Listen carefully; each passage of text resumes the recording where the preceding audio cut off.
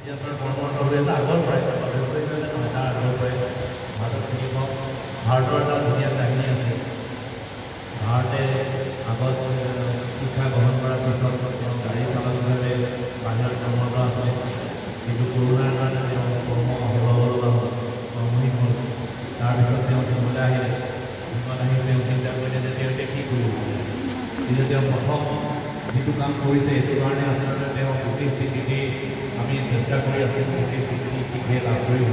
সেয়া হৈছে বাঁহৰ বস্তু প্ৰকাশ তৈয়াৰ কৰা, মানে সত্ৰীয়া শৈলীৰ বাঁহৰ বস্তু, কৃষ্ণৰ পোচাক, ৰাধাৰ পোচাক, সূত্ৰধাৰী পোচাক, এইবিলাক তেওঁ তৈয়াৰ কৰিছে।